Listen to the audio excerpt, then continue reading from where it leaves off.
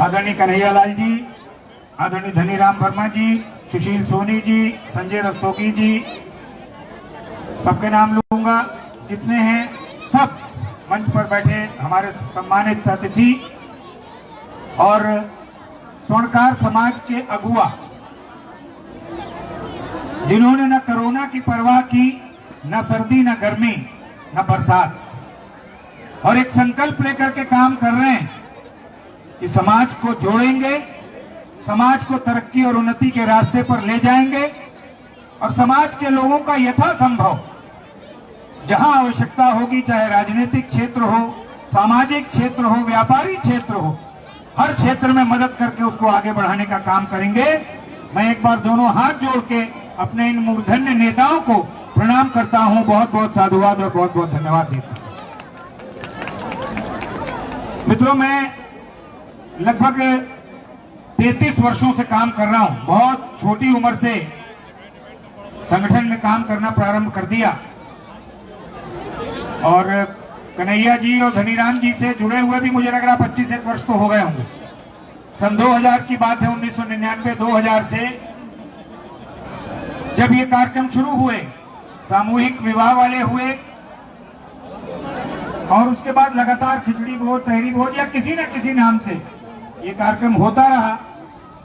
पहले जगह दूसरी थी, गुलाब वाटिका में था, एक बार वो किसी बड़े जनेश्वर पार्क में या कहीं वहां पे भी एक बार शायद हुआ, और लगातार इधर तो मुझे 15 साल से तो यही हो रहा। एक बार पहले वो बाहर वाले पे भी हुआ था।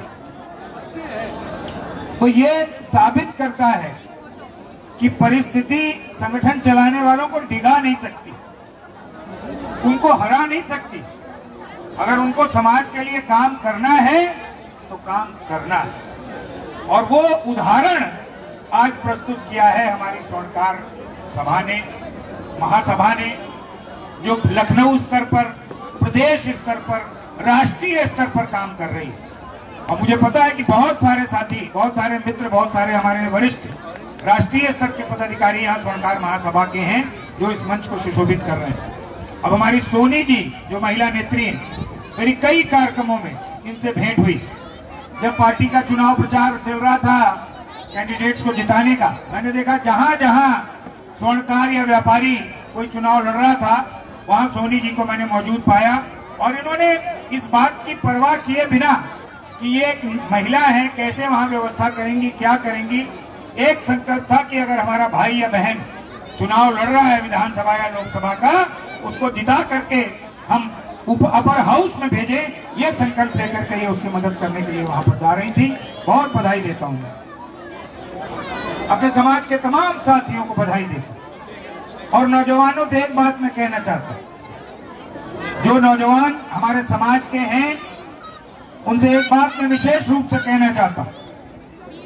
हम आज जो कुछ हैं, चाहे व्यापार के क्षेत्र में, चाहे सामाजिक क्षेत्र में, या अगर हम किसी कंपनी में काम कर रहे हैं, मल्टीनेशनल में, या किसी भी सरकारी विभाग में काम कर रहे हैं, हम जो कुछ हैं वो अपने माता पिता की वजह से, अपने समाज के संरक्षण की वजह से। बहुत बार युवाओं के मन में ये होने लगता है कि नहीं, ये तो इनकी जिम्मेदारी थी, हमें पाल पोस करके बड़ा किया, हमें शिक्षा दी, ये तो आपकी ड्यूटी थी, आपने उसका पूरा पालन किया। ये भाव अपने मन से निकालिए। माता पिता भी अगर चाहें तो वो सिर्फ और सिर्फ अपने लिए सोच सकते हैं। उनको क्या करना है कि बहुत अच्छी शिक्षा मिले, वो उससे गाड़ी घोड़ा खरीद करके और विदेश घूमने जा सकते हैं, जो भी उनके पास जमा पूंजी है। लेकिन नहीं, ये भारत के संस्कार हैं और इसी का अंतर है। भारत और विदेश का यही एक अंतर है। हमारे यहाँ माता पिता अपनी चिंता बाद में करते हैं, पहले बच्चों की और अपने माँ बाप की चिंता करते हैं। और विदेशों में 6 और 7 साल की आयु के बाद माता पिता भूल जाते हैं कि हमारे बच्चे भी हैं, चाहे वो अमेरिका हो, चाहे वो लंदन। इसलिए हर युवा, चाहे वो लड़का हो, लड़की हो, उसको ये भाव हमेशा मन में रखना चाहिए कि इस जीवन में, क्योंकि भगवान को तो आपने देखा नहीं, हमने देखा नहीं, हम लोग सिर्फ पूजा करते हैं कि वो हमारे आराध्य हैं, लेकिन वास्तव में हम जिनको सम्मान दें, जिनको आदर दें, जिनकी पूजा करें, वो अगर कोई है तो हमारे अपने माता पिता हैं, हमारे अपने माँ बाप हैं। हम प्राथमिकता पर उनको सम्मान दें, सबसे पहले उनकी बात को सुनें। ये मेरा अपने नौजवान साथियों से आग्रह है। एक और आग्रह मैं आपसे करना चाहता हूं आज इस अवसर पर, जहां हम लोग ये वार्षिक उत्सव अपने स्वर्णकार महासभा का आयोजित कर रहे हैं। एक प्रचलन जो चल रहा है, बहुत से वर्षों से चल रहा है, मैं अनुरोध करूंगा अपने तमाम साथियों से जो यहां मंच पे बैठे, मेरी बात को जरा गंभीरता से सुनिए। हम सब के परिवारों में ये चलन आ गया, 1 जनवरी आई तो हैप्पी न्यू ईयर की बधाइयां देना शुरू कर दी। सबके मोबाइल पर भैया नया वर्ष, happy new year, happy new year. मैं आप सबसे पूछना चाहता हूं, कोई मुझे बता दे कि 1 जनवरी को क्या नया होता है कि हम नया वर्ष मना रहे हैं भारत में? सोनी बताइए, कुछ नया होता है? अंग्रेजी में कैलेंडर। कोई अगर बता दे कि 1 जनवरी को ये काम नया हो रहा है, रस्तोगी जी बताइए, चौक वाले हमारे, 1 जनवरी को कुछ नया होता है? नव वर्ष होता है अंग्रेजों का। अंग्रेजों का होता है, आप अंग्रेज थोड़ी हैं। सभ्यता को मगर ये जो अगर मगर है, इसको भी ठीक करने का काम समाज करेगा, और आप जैसी बड़ी सभाएं करेंगी, आप जैसी बड़ी संस्थाएं करेंगी जो पूरे समाज का नेतृत्व करेंगे। हमारा नववर्ष, अभी शादी होगी, कन्हैया जी के तो बच्चों की शादी हो गई, धनीराम जी ने भी सबकी कर दी, अभी जिनकी होनी है, जब शादी होगी तो कैसे तिथि निकाली जाएगी? अंग्रेजी नववर्ष से कैसे निकाली जाएगी? हिंदी नववर्ष। पतरा बताएंगे, तिथि बताएंगे। आपका वित्तीय वर्ष कब शुरू होता है? 1 अप्रैल से 31 मार्च।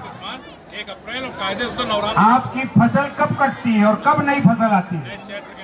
चैत्र के नवरात्र। वित्तीय वर्ष आपका चैत्र नवरात्र से प्रारंभ होता है। नई फसल आपकी होली के बाद चैत्र नवरात्र को आती है। मौसम आपका मार्च में अच्छा होता है।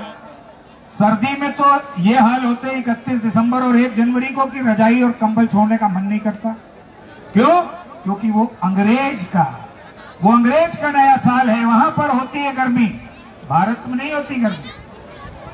इसलिए ये आग्रह आपसे करूंगा मैं, आदरणीय कन्हैया जी से भी, धनीराम जी से भी, और अपने जितने अगुआ यहां बैठे हैं, एक कार्यक्रम का आयोजन चैत्र शुक्ल प्रतिपदा को भी कीजिए अपनी संस्था की तरफ से। 30 मार्च 2025 और आपका विक्रम संवत होगा 2082।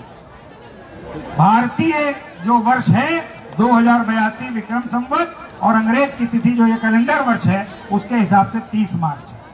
अभी 2 महीने से ज्यादा का समय आपके पास है, 65-66 दिन है।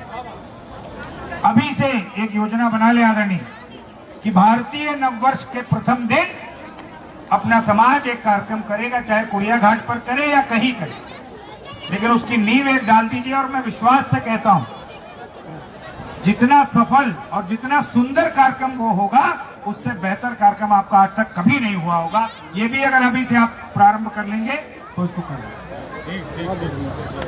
हम एक भारतीय नववर्ष स्वागत समिति का गठन कर रहे हैं। कल अपने राष्ट्रीय स्वयंसेवक संघ के जो अवध प्रांत के प्रचारक हैं आदरणीय कौशल किशोर जी, वो थे उस बैठक में, उनकी भी पूरी सहमति मिली। उसमें मैं आपने समाज के 2 प्रतिनिधियों को जरूर जोड़ना चाहूंगा, उसमें कन्हैया जी को और आदरणीय धनीराम जी को जोड़ते हुए वो पूरे नववर्ष के आयोजन की समिति है। और हम लोग पूरे लखनऊ से लेकर पूरे प्रदेश में, पूरे भारत में ये प्रयास करेंगे कि भारतीय नववर्ष हर बाजार में दिखे। लोग जो 1 जनवरी की बधाई देते हैं उससे 10 गुना बधाई वो एक जो आपका नया वर्ष आ रहा है चैत्र शुक्ल प्रतिपदा 30 मार्च का, उसकी बधाई है। उनको पता तो लगे, हमारी इस युवा पीढ़ी को तो पता हो तो कि हमारी गणना क्या है। खाली शादी जानेंगे कि हमारी शादी हो रही तो हमारी तिथि है। अभी आपने देखा कि रामलला प्राण प्रतिष्ठा समारोह हुआ, कब हुआ था? पिछले साल। बताइए माता जी, किसी को याद है? सबको याद।